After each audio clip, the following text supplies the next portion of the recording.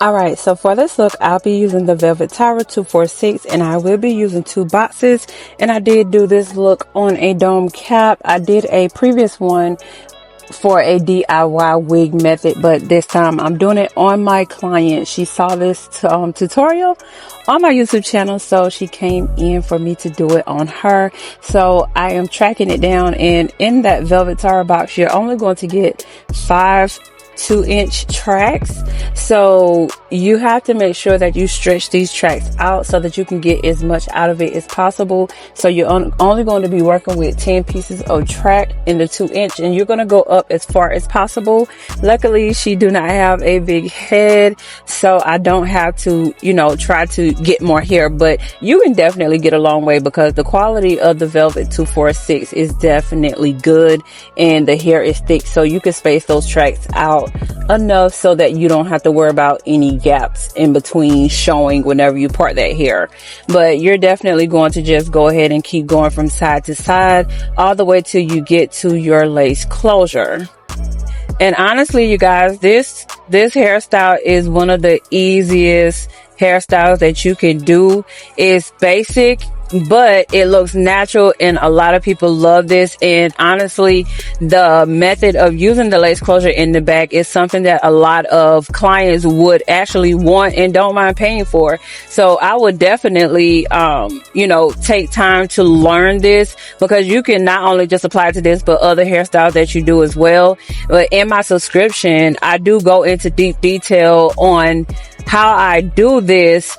There are gems that, that'll be valuable to you to kind of help you if you are new and trying to learn different ways to do quick weaves, or if you're someone who's trying to get into lace. I do help you out with that, and I give it to you in real time. So instead of it being sped up, or if you're a learner that can't learn at a fast pace and you need to take your time and look at a tutorial, the subscription is definitely for you.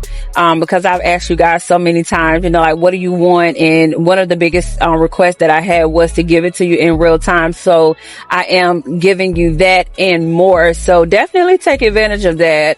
So anyway, so you're going to go ahead and continue going in that U-shaped motion. Like I always tell you guys, keep it going the same way. I try not to make things difficult, because I know it's already difficult as it is. If you are just learning how to do quick weaves, or you're trying to perfect it, you want to find the easiest way to get it done. But this is very, very simple. So just keep going around and round and round. You're going to work your way all the way to that lace closure. So now I am going to go in with my single blade razor comb, and y'all already know I cut this hair with the guard off, but if you're uncomfortable, it's completely fine. You don't have to do this. You can put the guard on and take your time, because you don't want to cut your client, because like I said, you can do some serious damage if you do this. So practice on your mannequin so that you can build that confidence to try it on a client. But when you master it, it makes your life so much more easier.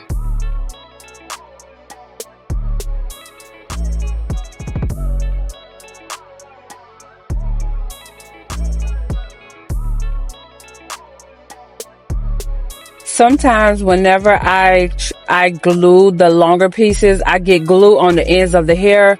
So all I'm doing is trying to get that glue off the ends, and then I go in and I trim it down. So if you want to add more layers, you can at this point, but it's completely up to you. But don't go in cutting too deep, because the hair is already layered, but you're just cleaning it up.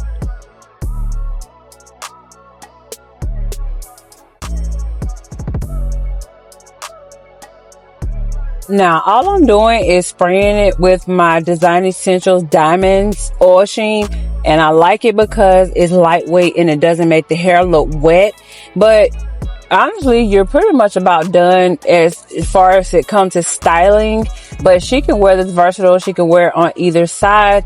But this is the step where you get to see your layers and how everything gonna fall in place.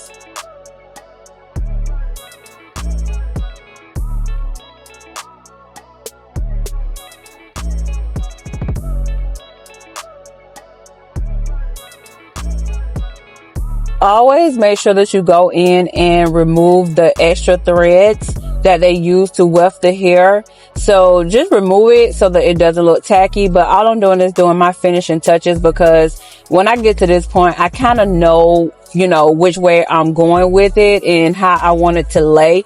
So just kind of trim it down on around the edges some more, because you want it to be thinner and you don't want it to be too thick where you can't wave it and it won't go how you want it to go, because sometimes the hair can be too thick and it won't wave how you want it to with the mousse.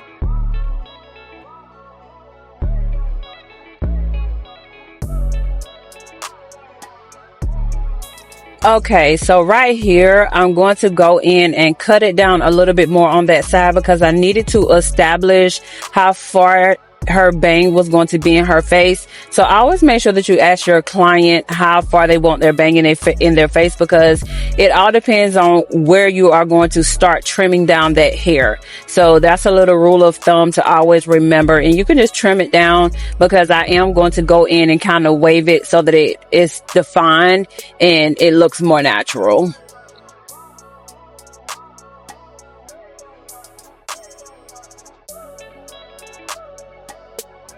So I get a lot of questions about these trimmers. I love these trimmers. These are the Babyliss FX Pro Gold, and I will link those in the description box. I love these trimmers. They're stylish, because y'all know I love gold. And on top of that is lightweight and is cordless. Yes, that's the bonus. But yes, I love these trimmers. They come straight out of the box at a 0 gap, and they cut very, very good. I've had them for a long time, so they are very, very reliable. So if you don't own one, I suggest that you get one.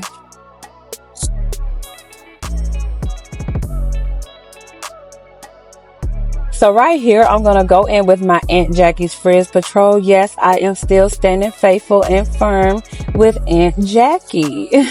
So yeah, all I'm going to do right now is get ready to mold that lace closure down, because I need to blend it with the rest of the hair. And this is a very important step, because you want to make sure that you cover those tracks, and depending on how thick that closure is, you may or may not have enough density, but the goal is to make sure that you cover up all of the tracks that's around the lace closure. And even if it's a little bit longer, you are going to make sure that you trim that down, because it will show. And this lace closure was a little bit lighter than the hair, which is perfectly fine. It's okay. But just make sure that you go in with that foam wrap lotion and cover the tracks so that it can blend. Now I'm going to go in and wave her side. And when I say wave, I don't mean like finger waves, because you don't have to do deep finger waves, but you can. It's completely up to you. It's optional. But I'm going in to just give her a little pizzazz, something that's not doing too much, something that looks a little bit natural. Or if you want to, you can go in and do a taper on the side. But just, make it look good. You could do whatever it is that you want to do right here. I like to do it like this, because since it's a natural style, a style that looks natural, I want to make sure that everything else looks natural as well. So just kind of take your time with this and make those little swoops and curls look good. And like I always tell you guys, the same thing you do on one side, you are going to do on the other side as well. So just go ahead and put those swoops on that side too. Even though your bang may cover, you still want to make sure that you wave that side too.